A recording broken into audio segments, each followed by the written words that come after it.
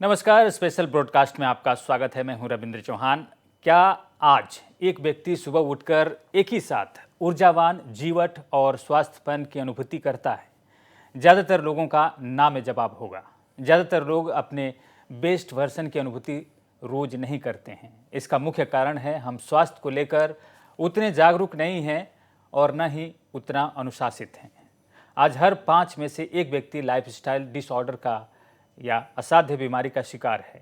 नतीजा सामने है, खाद्य पैक करने वाली या दवाइयाँ बनाने वाली कंपनियाँ दिनों दिन अमीर हो रही हैं और हम गंभीर बीमारियों का शिकार हो रहे हैं।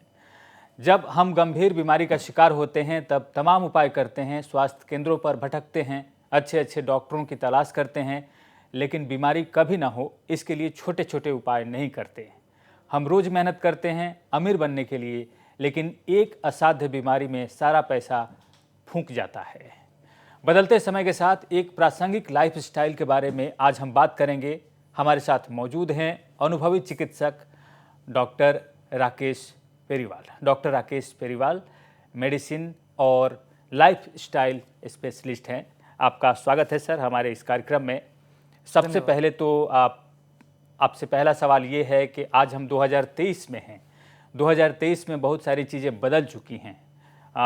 जो चीज़ें बदली हैं वो हमारे सामने हैं। हम देख रहे हैं कि छोटे छोटे बच्चे आज टेक्नोलॉजी के साथ जी रहे हैं, मोबाइल के साथ वो बढ़ रहे हैं। बहुत सारी चीज़ें बदल गई है। हमारे खान पान, हमारे आदत, हमारे कामकाज के तरीके, हमारे उठने बैठने का, सुबह उठने का या देर तक जागने का, ये सारा कुछ परिवर्तन दिख रहा है। किस तरह के लाइफस्टाइल में हम जी रहे हैं और क्या इसके अनुरूप हम अपने आप को ढाल सकते हैं? देखिए, अभी बदलते जीवन शैली से जो सबसे बड़ा प्रकोप हम पे पड़ा है वो शायद लैक ऑफ एक्सरसाइज है। फिजिकल एक्टिविटी हम जिस तरह से अपने बचपन में किया करते थे शायद वो नहीं देख पा रहे हैं। आपको याद ना हो बचपन में कब किसी को मोटा देखा होगा आपने। हम मोटो मोटो करके चिढ़ाया करते थे लोगों को अगर कोई ऐसा होता था। और आज अगर आप स्कूल में जाकर बच्चों में देखोगे, बहुत सारे बच्चे भी मोटे पाए जाते हैं। मोटापे का स्तर बहुत तेज़ी से बढ़ रहा है पूरी पॉपुलेशन में। और दूसरा है व्यसन या सब्सटेंस अब्यूज़, जो कि बड़ा है। आप तंबाकू कहिए या फिर अल्कोहल कहिए या और बाकी जो बैंड सब्सटेंसेस हैं उनका इस्तेमाल बढ़ा है। हमारी आयु भी बढ़ी है, तो इससे ये भी ज़रूरी हो गया है कि हम लंबे समय तक अपने आप को स्वस्थ रखें। लाइफ एक्सपेक्टेंसी जब मैं पैदा हुआ था तब शायद 55 से 60 साल की थी और अब शायद हमारी लाइफ एक्सपेक्टेंसी 75 से 80 साल की हो। जैसे जैसे हम जिएंगे हमारी लाइफ एक्सपेक्टेंसी और ज़्यादा बढ़ेगी। इससे ये हम पे ओनस आता है कि आप अपने स्वास्थ्य का बेहतर ध्यान रखें। जैसा कि आपने कहा, लेट तक सोने का, सुबह लेट जागने का, क्या सुबह जल्दी जागने से भी स्वास्थ्य को बेहतर किया जा सकता है? क्या नियमित रूप से एक्सरसाइज करके स्वास्थ्य को बेहतर किया जा सकता है? क्या खान पान में किसी तरह का बदलाव लाके या संतुलन लाके हम क्या बेहतर हो सकते हैं? बिल्कुल हो सकते हैं। आप जीवन शैली से जुड़ी बीमारियां देखिए, मोटापा और मोटापे से जुड़ी बीमारियां, हृदय रोग, हाई ब्लड प्रेशर, कोलेस्ट्रॉल की शिकायत, स्ट्रोक, डायबिटीज़, ये सभी रोग किसी न किसी तरह से लाइफस्टाइल से जुड़े हुए हैं। जी, ये सभी जो आदतें हैं वो कैसे दूर हों? 77 मिलियन लोग 18 साल से ऊपर के जो हैं वो डायबिटीज़ के शिकार हैं और 14 लाख कैंसर मरीज सिर्फ 2022 में भारत में रिपोर्ट हुए थे। 15 से 49 साल के जो व्यक्ति हैं उनमें 6.4% महिलाएं हैं मोटापा के शिकार हैं और 4% पुरुष मोटापा से ग्रसित हैं। तो डायबिटीज़ और ओबेसिटी के बारे में हम बात करते हैं कि ये क्यों बढ़ रहा है और इसको रोकने के लिए क्या कारगर उपाय हैं? अभी जो हम डायबिटीज़ देख रहे हैं, जो दो भागों में बांटते हैं हम। टाइप 1 जो इंसुलिन की कमी की वजह से होता है, जो 5% पॉपुलेशन में होगा। जनरली ये छोटे बच्चों में शुरू होता है। पर जो मेजर डायबिटीज़ है वो टाइप 2 डायबिटीज़, जो इंसुलिन रेजिस्टेंस की वजह से होता है। इसका मतलब है कि आपके शरीर में इंसुलिन की मात्रा बिल्कुल सही है लेकिन वो काम नहीं कर रही है। और उसका सबसे बड़ा कारण मोटापा है। उसका सबसे बड़ा कारण किसी तरह का व्यायाम नहीं करना है, इनएक्टिविटी है। और आप इसे डायबिटीज़ का प्रकोप कह सकते हैं या फिर मोटापे का प्रकोप भी कह सकते हैं। और डायबिटीज़ के साथ साथ हम बाकी बीमारियां जो देखें जो साथ बहुत हद तक पाई जाती हैं, एक है उच्च रक्तचाप या हाई ब्लड प्रेशर, वो भी लाइफस्टाइल से आप ठीक कर सकते हैं। हृदय रोग, डायबिटीज़ कार्डियोवैस्कुलर डिजीज़ माना जाता है। हम मानते हैं कि अगर डायबिटीज़ है तो आपको हार्ट के रोग होने के आसार, आपको स्ट्रोक होने के आसार बहुत ज़्यादा होते हैं। तो कार्डियोवैस्कुलर हेल्थ को हम किस तरह बेहतर रख सकें, क्या हम अपनी लाइफस्टाइल से बेहतर रख सकते हैं? बिल्कुल रख सकते हैं। और दूसरी बात है कि आप अगर अपनी डायबिटीज़ के रोकथाम में लाइफस्टाइल का इस्तेमाल करते हैं तो आपकी बीमारी पर बेहतर काबू पाया जा सकता है और लंबे समय तक काबू पाया जा सकता है। इसलिए ये ज़रूरी है हम लाइफस्टाइल को कॉम्प्लीमेंट्री नहीं मान के कंपलसरी माने तो बेहतर होगा। जी, अब आपने कार्डियक अरेस्ट की भी आपने देखा होगा कि पिछले कुछ दिनों से कार्डियक अरेस्ट में कई लोगों की जानें गई हैं, और हम देख रहे हैं कि ये जो उम्र है वो लोगों की मरने की उम्र नहीं है या बीमारियों से ग्रसित होने की उम्र नहीं है। 40 से नीचे की उम्र वाले लोग इसके शिकार हुए हैं। कई बार जिम में लोग इसके शिकार हुए हैं, जिम करते वक्त शिकार हुए हैं। ये जो ट्रेंड है इसे आप किस रूप में लिखते हैं? इसके क्या कारण हो सकते हैं, हार्ट अटैक के या इस तरह की बीमारियां जो 40 से कम उम्र की या इस आसपास की जिनकी उम्र है वो इनके शिकार हो रहे हैं? इसके लिए आपको ये जानकर बड़ी हैरानी होगी कि इंडिया में डायबिटीज़ और कार्डियोवैस्कुलर डिजीज़ ये दोनों हमारे वेस्टर्न काउंटर पार्ट से अगर हम अपने आप को कंपेयर करते हैं तो एक दशक पहले होती है। यानी कि जो बीमारी वहाँ पे 50 की उम्र में होती हो, यहाँ 40 की उम्र में शुरू हो जाती है। ये पता नहीं ये हमारी खान पान के तरीके से की वजह से है या ज्योग्राफिकल लोकेशन की वजह से, जिस भी वजह से हो। एक नंबर बात। 2 नंबर बात है, कुछ ऐसी बीमारियां ज़रूर हैं जो कम लोगों में पाई जाती है, लेकिन अगर कोई बड़ा फेमस आदमी की डेथ हो इस वजह से तो वो न्यूज़ बन जाती है। लेकिन अगर आप कार्डियोवैस्कुलर डिजीज़ के बारे में बात करें तो कोलेस्ट्रॉल एक ऐसी एबनॉर्मलिटी है जो हम आराम से जिसको जांच से पता कर सकते हैं, इलाज कर सकते हैं। कुछ अनकॉमन कार्डियोवैस्कुलर डिजीज़ हैं उनके बारे में पता कर सकते हैं। और ऐसा भी देखा गया है कि 30-40 के दशक में ही लोगों को डायबिटीज़ और हाई ब्लड प्रेशर की शिकायत होने लग जाती है। ये सभी कुछ एक साथ, अगर आपको ज़्यादा रिस्क फैक्टर हो तो बीमारी और भी ज़्यादा सीरियस होती है। आप कार्डियोवैस्कुलर डिजीज़ की बात करें, जो कॉमन रिस्क फैक्टर्स हैं वो है तंबाकू का सेवन, उच्च रक्तचाप या high blood pressure, abnormal cholesterol और मोटापा। ये 4 पिलर्स कहे जाते हैं जो इस कार्डियोवैस्कुलर डिजीज़ के होते हैं। और आप देखें कहीं ना कहीं हम अपनी दिनचर्या में अगर बदलाव करें तो इनका रोकथाम किया जा सकता है। मोटापा कम करने के लिए कई उपाय लोग करते हैं, लोग जिम में जाते हैं या कुछ और भी जो नियम है उनका पालन करते हैं। कई लोग एक अलग तरह के विशेष रूप से बनाई गई चाय का इस्तेमाल करते हैं या दूसरे तरह के पेय पदार्थ लेते हैं जिससे मोटापा कम हो। इसका अगर हम देखें आज की तारीख और सामयिक रूप से कौन सा कारगर ऐसा नियम है या उपाय है जिससे मोटापा, जिसमें ज़्यादातर जनसंख्या है मोटापा से ग्रसित है, उसको दूर किया जा सके? अगर मॉडर्न मेडिसिन के पॉइंट ऑफ व्यू से माना जाए तो हमारे लिए मोटापा सिर्फ एक कैलोरी इम्बैलेंस है। अगर खान पान की कैलोरी इतनी ज़्यादा हो, उसका इंटेक ज़्यादा हो और उसका खर्च ना हो, खर्च हम एक्टिविटी से करते हैं, तो वो एक्स्ट्रा कैलोरी चर्बी के रूप में हमारे शरीर में रह जाती है। दूसरी बात है कि अगर आप छोटी उम्र से मोटे हैं तो आपका मेटाबॉलिज्म जो है वो ग्रसित हो जाता है। तो इसलिए ये ज़रूरी है कि छोटी उम्र से ही आपका वजन सही रहे। तीसरा देखा गया है कि हम अपने वजन का शायद ध्यान भी नहीं रखते हैं, पता ही नहीं चलता है कितने किलो के हैं, कब कितनी उम्र में कितने किलो के थे। पर आप जब भी याद करेंगे शायद छोटी उम्र में आपका वजन शायद सही रहा होगा और धीरे धीरे 30-40 ऐसी उम्र आने के बाद वजन बढ़ने लग जाता है। तो हमारे लिए ये सिर्फ एक कैलोरी इम्बैलेंस है, हालांकि बहुत सारे कारण हो सकते हैं, पहली बात। दूसरी बात है आप मोटे किस लिए हुए, चलिए इस पे बहुत सारी डिस्कशन किया जा सकता है, लेकिन कम कैसे किया जाए वो फिर कैलोरी के ऊपर डिपेंडेंट है। और उसके 2 मेजर टूल्स हैं कि आप एक्सरसाइज कीजिए जिससे कैलोरी बर्न होगी, और आप खाने पीने में संतुलन ऐसा लाइए जिससे कैलोरी की इंटेक कम हो। 1 किलो वजन ज़्यादा करने के लिए आपके बॉडी में अराउंड 8000 कैलोरी सरप्लस होती है, और अगर आप दिन भर में 500 कैलोरी का डेफिसिट लाते हैं तो आप 15 से 20 दिनों में 1 किलो वजन घटा सकते हैं। हमारा वज़न कंट्रोल करने का जो सारा फॉर्मूला है वो कैलोरी पे है। इसका मतलब है कि आप खाने में संतुलन लाइए और आप किसी भी तरह का एक्सरसाइज कीजिए। अगर आप मोटापा कम करने के लिए कर रहे हो, मेरा कहना है कि वो 1 से 2 घंटे का हो डेली। किसी भी तरह का exercise, swimming, cycling, jogging, running, aerobics करें, वेट ट्रेनिंग करें या किसी तरह का योग करें या फिर कोई आसन करें, जो भी करें लेकिन नियमित रूप से करें।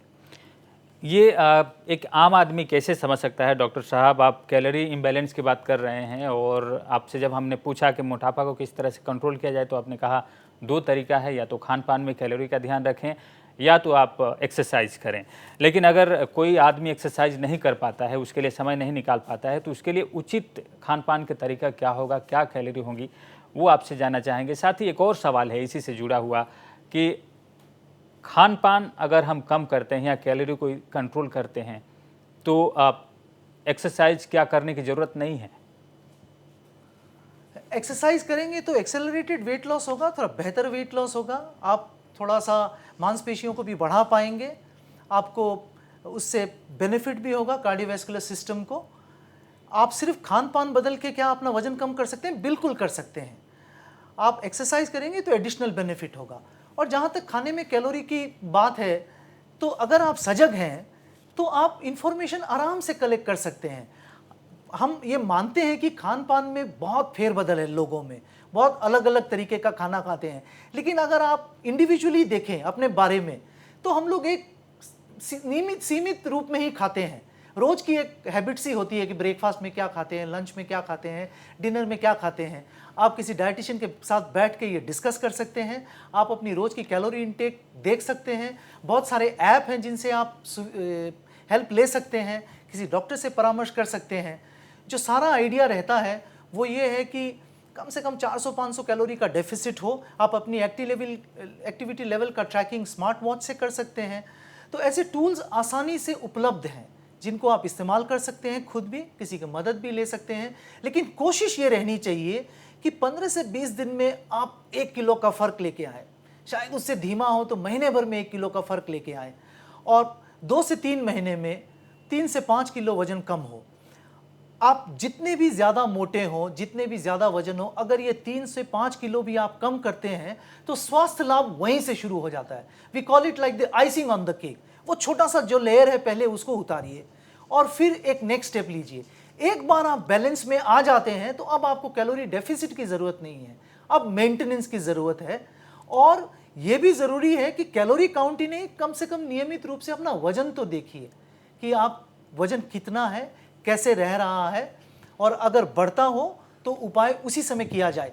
बहुत बार मैं जब देखता हूँ लोग 20-20, 30-30 किलो ज़्यादा है, 100-100 किलो का वजन है, ये रात भर में नहीं हुआ है, ये धीरे धीरे धीरे धीरे हो रहा है। हर साल 2-3 किलो वजन बढ़ रहा है, लेकिन हम उस समय ही ध्यान नहीं रखते हैं।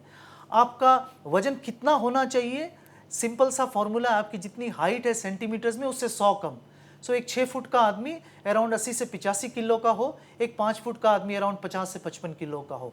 अब मेजॉरिटी ऑफ द लोग इसी बीच में हो। जी, काफ़ी महत्वपूर्ण जानकारी है। हम आगे भी आपसे जानकारी लेंगे, लेकिन फिलहाल वक्त हो चला एक छोटे से ब्रेक का। जल्द हाजिर होते हैं आपके साथ।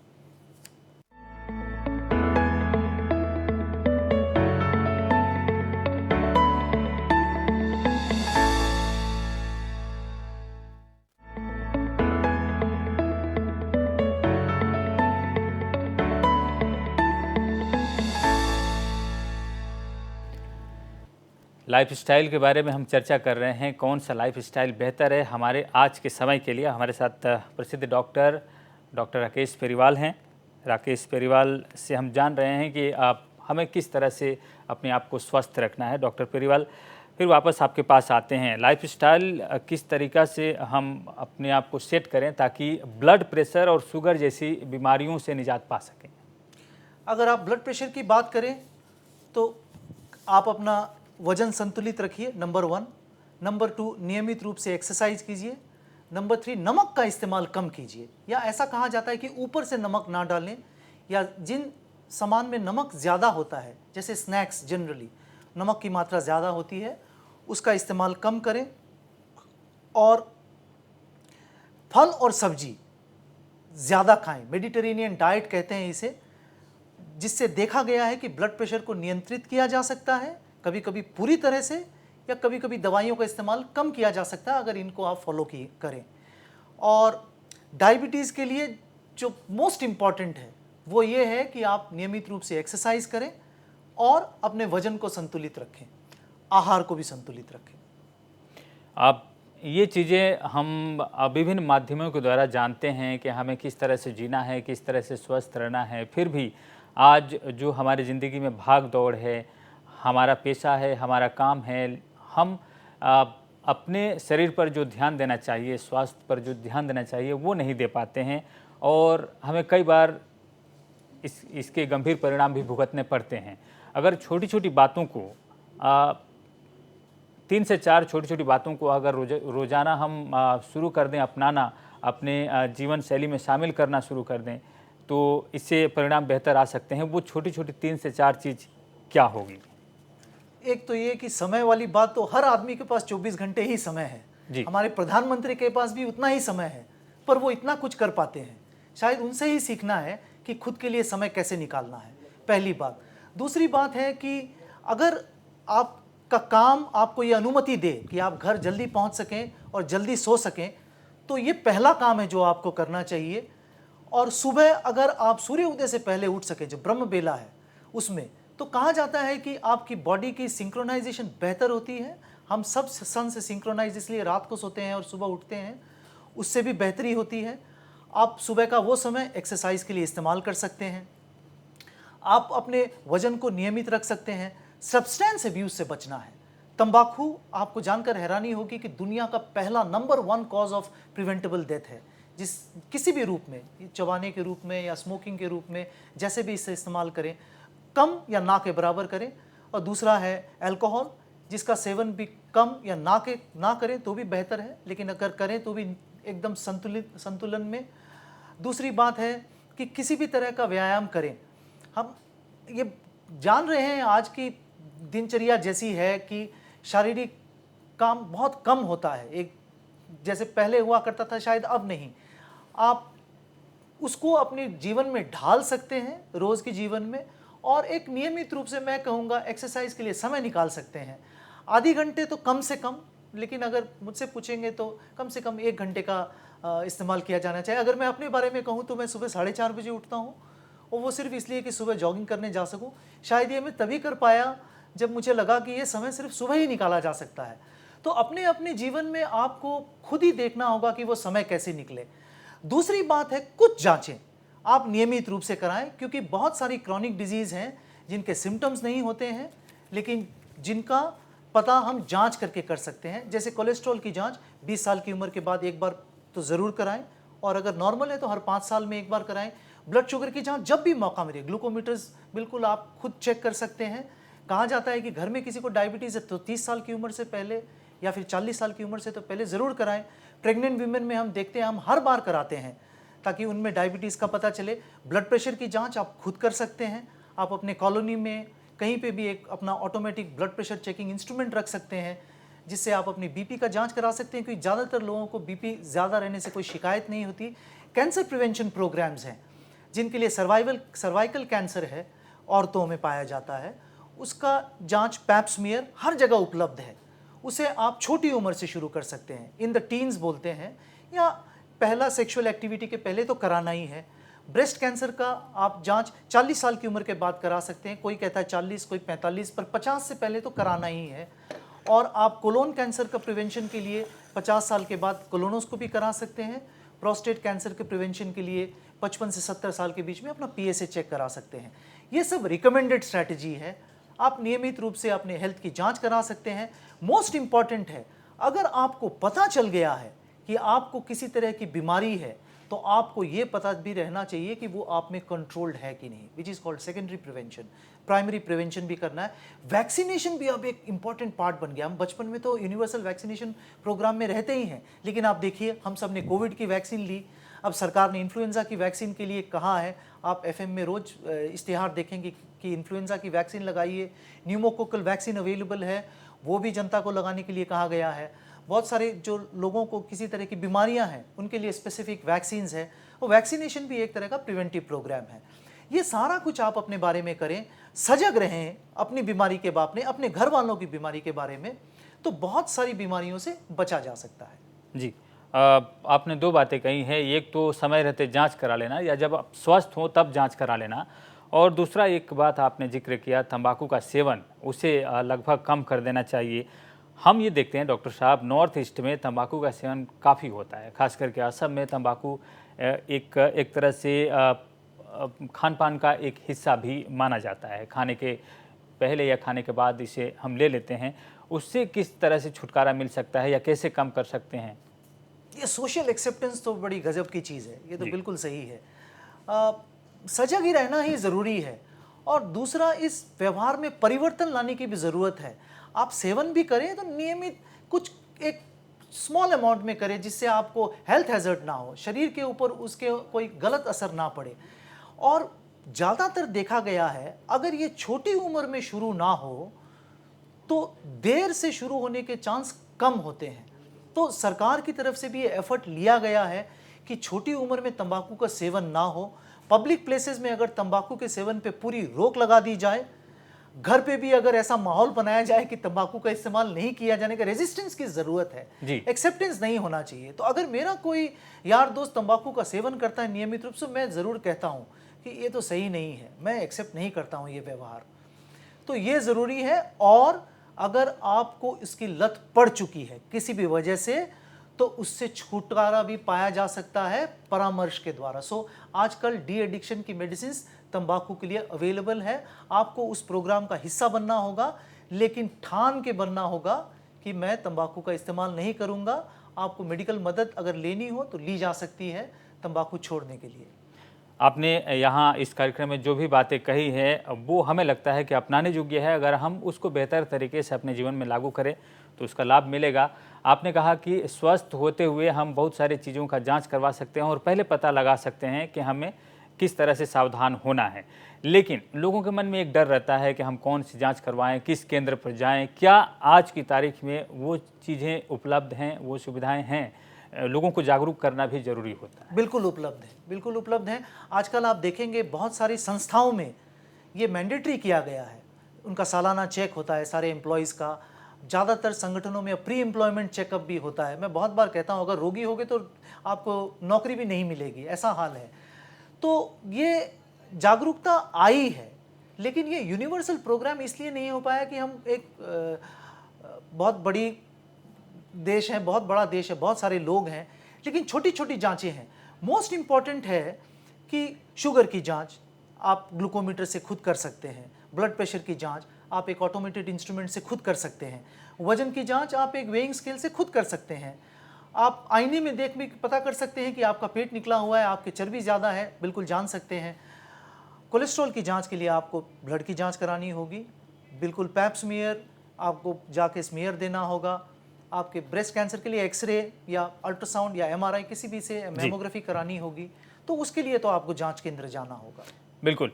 डॉक्टर राकेश पेरीवाल, आपने बहुत कम समय में बहुत सारी बातें कही हैं। हमें लगता है कि इस कार्यक्रम को बार बार अगर कोई देखे तो ज़रूर उसका फ़ायदा उठा सकता है। इस कार्यक्रम में बहुमूल्य समय देने के लिए आपका बहुत बहुत धन्यवाद, और इस कार्यक्रम को यहीं समाप्त करते हैं। नमस्कार। नमस्कार।